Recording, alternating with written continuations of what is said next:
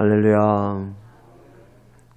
오늘 신년 첫 주일 아침에 주님을 믿고 주님의 은혜를 사모하며 주님의 사랑을 받기를 원해서 예배드리는 우리 야성의 모든 믿음의 식구들에게 우리 아버지 하나님의 크신 사랑과 우리를 위해서 아기의 모습으로 이 땅에 오신 우리 구주 예수님의 놀라우신 은혜가 지금으로부터 영원까지 늘 함께 하시기를 주님의 이름으로 축원합니다. 사람이 태어나서 살아가는 동안에 이 사람들이 가장 중요하게 생각하는 것이 무엇일까요? 어떤 사람이든 또 어떤 상황에서든 언제나 가장 1순위는 안전이라고 말할 수 있을 것입니다. 내가 안전하다고 느끼지 못하면 사람들은 아무것도 할 수가 없습니다.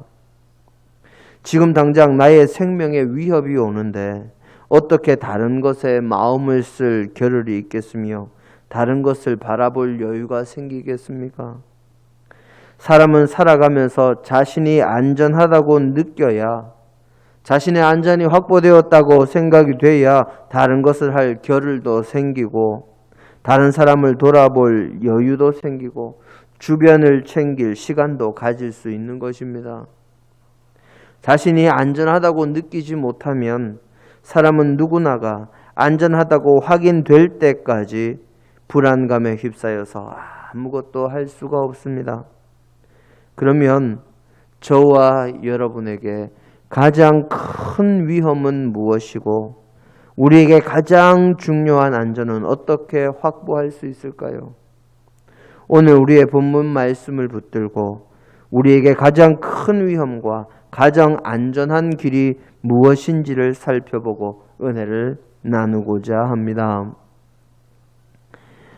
오늘은 제가 몇 가지 이야기를 먼저 드리고 마지막으로 정리를 하려고 합니다. 먼저 제가 잘 아는 목사님 한 분의 이야기입니다.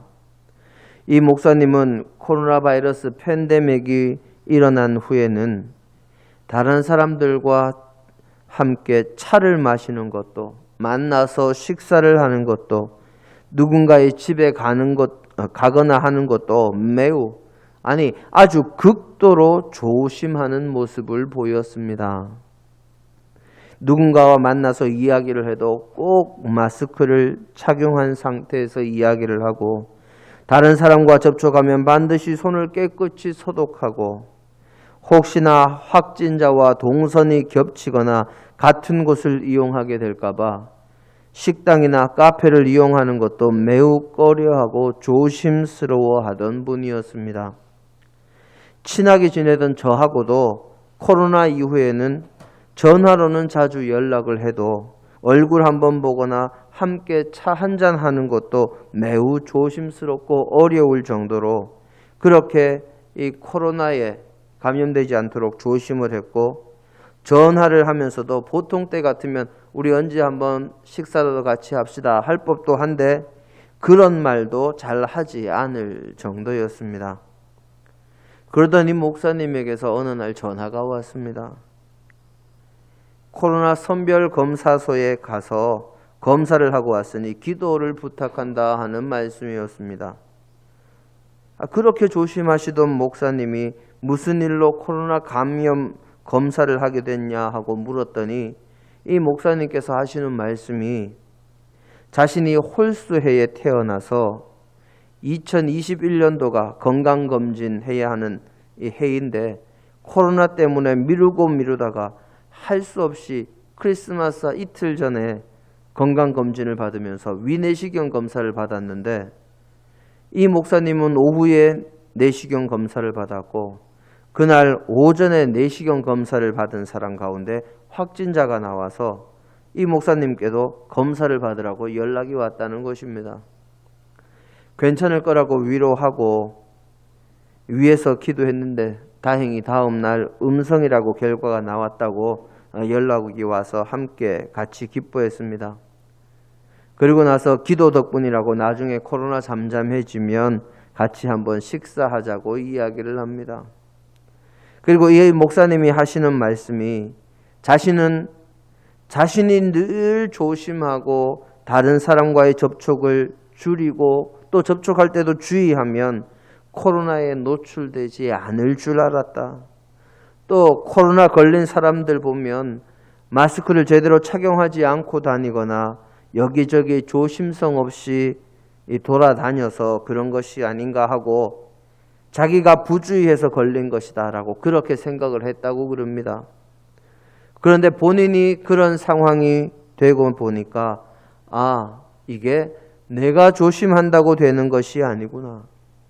이제까지 나에게 아무런 문제가 없었던 것은 내가 조심해서 괜찮았던 것이 아니고 하나님께서 도와주시고 보호해 주셨구나 하는 생각이 들었답니다.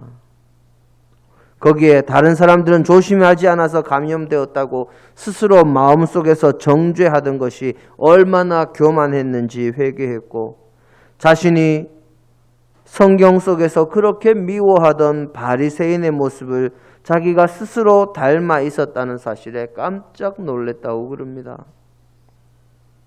자신은 바리새인들처럼 그렇게 남을 정죄하는 교만한 자리에 오르지 않을 줄 알았는데 이미 스스로 그런 자리에서 남을 판단하고 있었다면서 이번 검사소동으로 깨닫고 회개했다고 참으로 은혜가 됐다고 그렇게 이야기를 하셨습니다.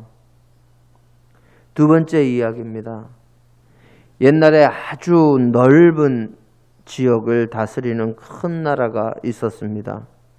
워낙에 큰 나라이다 보니 여러 민족이 그 나라의 지배 아래에 있었습니다.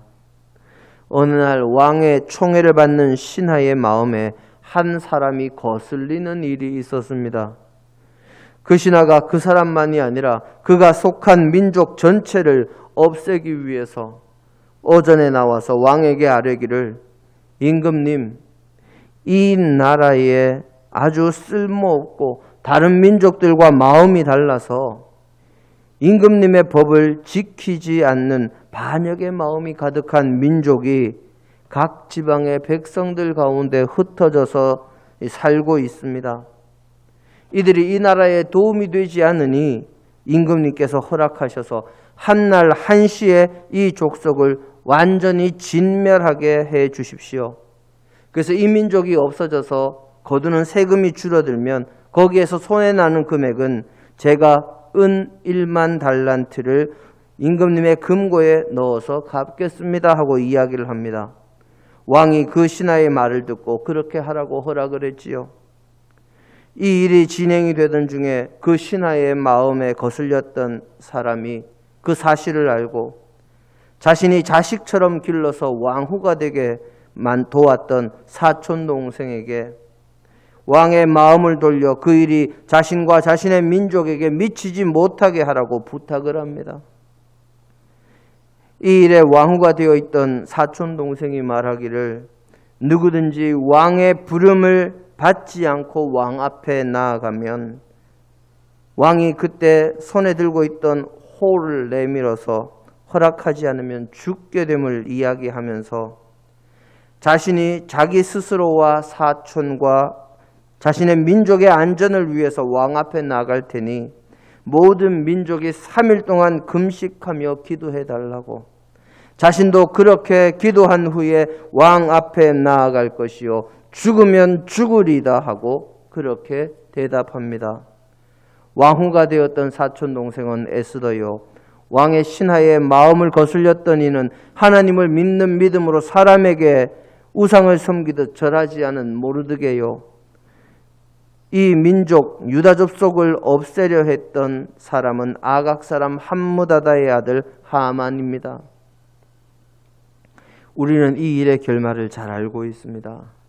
결국 하나님의 도우심으로 유다 족속은 아무런 해도 당하지 않았고 유대인을 진멸하려고 했던 하만은 오히려 죽어서 높은 나무에 달리게 되고 유다 민족에게 적대감을 나타냈던 유대인들의 원수들만 진멸되는 완전히 상황이 뒤집어지는 역전의 역사가 일어났을 뿐만 아니라 하나님을 믿는 믿음을 굳게 지킨 모르드게의 명성이 온 나라 안에 자자해지고 하나님의 영광이 드러나게 되어서 유대인들이 모두 사라질 뻔했던 그날이 유대인들이 큰 명절로 삼아서 지키는 부림절이라는 명절이 되었습니다. 이제 세 번째 이야기입니다. 살고 있던 나라에 전쟁이 났습니다. 적군들이 쳐들어오고 살고 있던 성 도성이 함락되었습니다. 도성에 살고 있던 이들이 적군의 손에 죽거나 포로로 붙잡혀가는 처지에 놓입니다. 살고 있던 나라를 점령한 적국은 이미 많은 나라를 점령한 큰 제국이었습니다. 이 넓은 제국, 수많은 민족을 다스리기 위해서 이 나라는 다른 나라를 점령하면 그 나라의 많은 사람들을 포로로 붙잡아가고 그 포로들 가운데서 지위가 높고 지혜가 뛰어나고 똑똑한 아이들을 뽑아서 왕궁에 모아서 교육을 시키고 그 가운데서 일부를 왕궁에서 관리로 등용하는 제도를 운영하고 있었습니다. 포로들 가운데 지위가 높고 똑똑한 사람들을 왕궁에 데려다가 교육하면 그 교육하는 기간 동안 그 아이들이 그 나라의 문화와 사상에 젖게 될 것이요.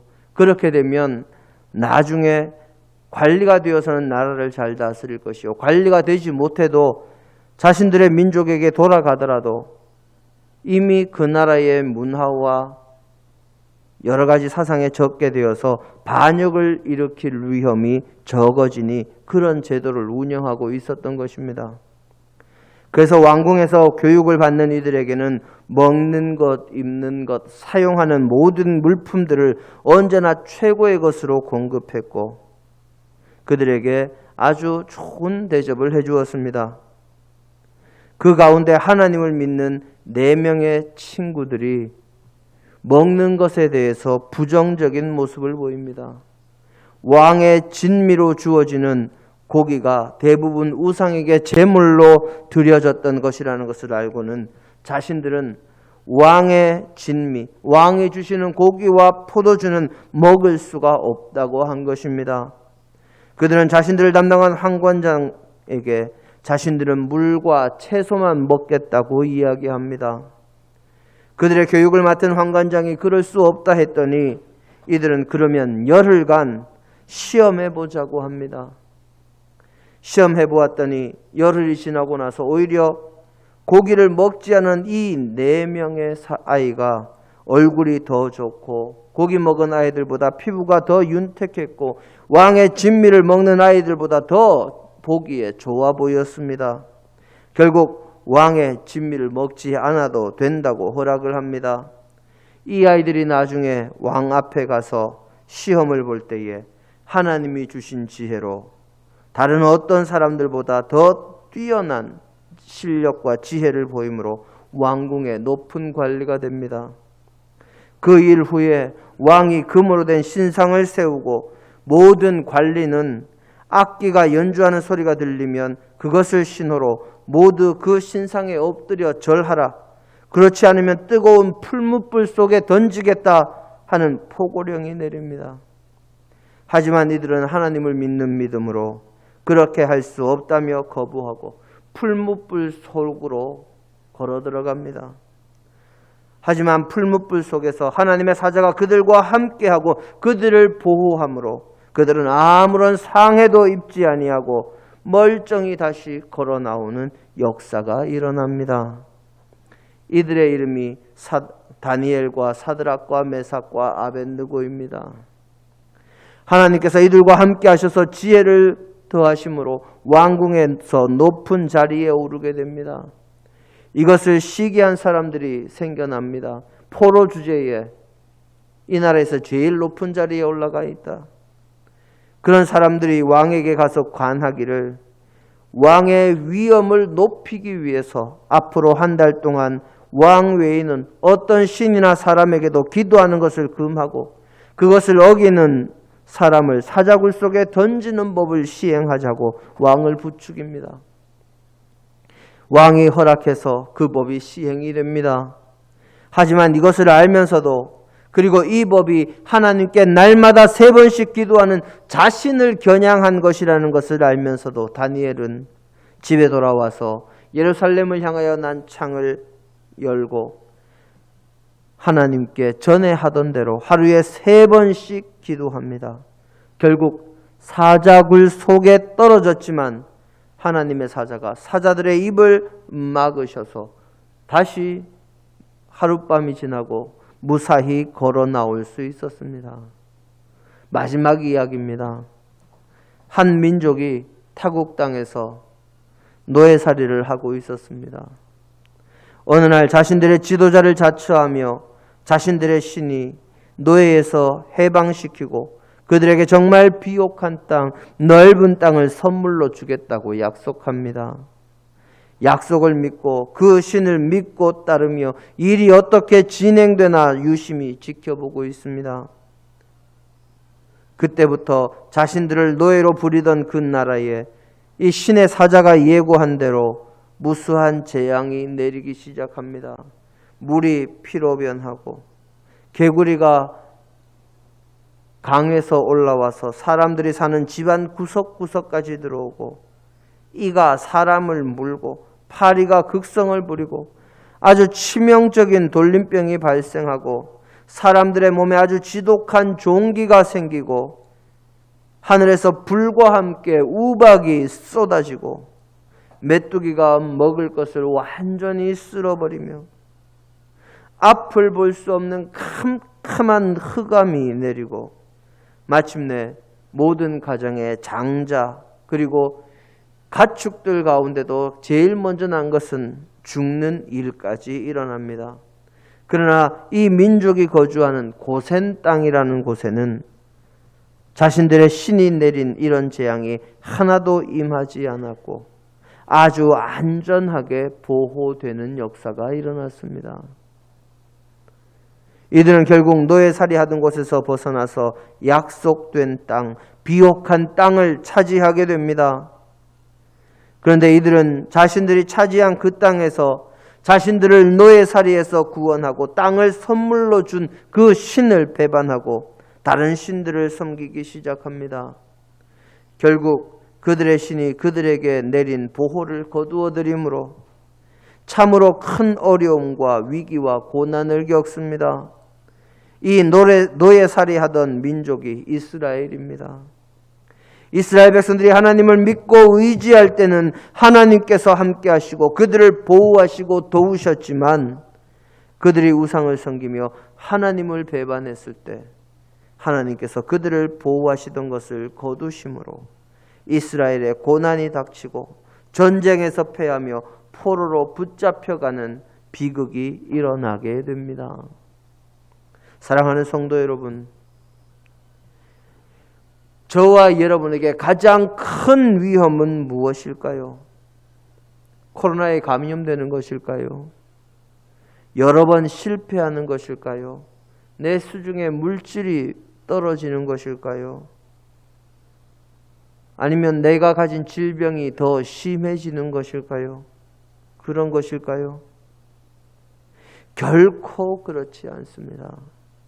우리에게 가장 큰 위험은 하나님을 신뢰하지 않고 하나님을 믿지 않고 하나님과 함께하지 않는 것입니다. 아무리 강력한 안전망을 갖추었다 해도 하나님을 신뢰함이 없다면, 하나님을 믿는 믿음이 없다면, 하나님을 의지하지 않는다면 그것은 모래 위의 집 사상 누각에 불과하고 아주 허술한 것일 뿐입니다. 세상의 안전망도 중요하지만 세상의 안전망에만 집착하지 마시기를 바랍니다. 앞에 목사님의 이야기처럼 내가 조심하는 것도 중요하기는 하지만 내가 아무리 조심한다고 해도 하나님께서 보호하시지 않으면 아무런 소용이 없습니다. 인생에서 가장 강력한 안전망, 우리가 사는 이 세상에서 가장 안전한 길은 하나님을 믿고 하나님을 의지하며 하나님을 신뢰하는 것입니다. 세상의 방범창이나 이 방범창의 창살이나 도난 방지 시스템이나 세상의 권력이나 세상의 명예나 세상의 물질이나 세상 사람들의 도움이 아니라 하나님을 신뢰하는 것이 우리에게 가장 안전한 길입니다. 하나님의 도우심만이 우리를 안전하게 보호하고 우리의 영혼과 우리의 마음에 온전한 평안을 줄 수가 있습니다. 오늘 우리의 본문은 사도 바울이 데살로니가 교회의 믿음의 식구들에게 고난 가운데, 박해 가운데 믿음을 지킴으로 하나님의 도우심으로 하나님의 보호 아래 그 영혼이 안전하기를 바라는 말씀입니다. 어떤 상황에서도 임마누엘의 믿음, 하나님께서 우리와 함께 하신다는 이 믿음이 우리를 지키는 가장 안전한 길임을 잊지 마시기를 바랍니다. 이 믿음이 있기에 믿음의 사람은 풀무불 속에도 들어갑니다. 사자굴 속에도 들어갑니다. 전에 하던 대로 하루에 3번씩 기도합니다. 왕의 진미를 먹지 않습니다. 죽으면 죽으리이다가 일상이 됩니다. 하나님을 믿고 의지하기 때문이요. 하나님께서 나의 몸과 영혼을 보호해 주심을 믿기 때문입니다. 안전의 근거를 세상의 그 어떠한 것도 아닌 하나님께 두십시오. 하나님을 신뢰하지 못하는 그 위험만 피한다면 세상의 그 어떤 위험도 우리에게는 위험이 아닙니다. 올해는 코로나 3년 차입니다. 여전히 위험 요소가 여기저기에 있습니다. 그러나 하나님을 신뢰하며 나아갈 때 고센 땅에 이스라엘 백성들을 하나님께서 각별히 보호하셨듯이 우리를 가장 안전하게 보호해 주실 것입니다. 2022년 새롭게 밝은 새해, 하나님을 믿고 의지함으로 주님의 보호하심과 은혜가 풍성하시기를 간절히 축원합니다. 함께 기도하십니다.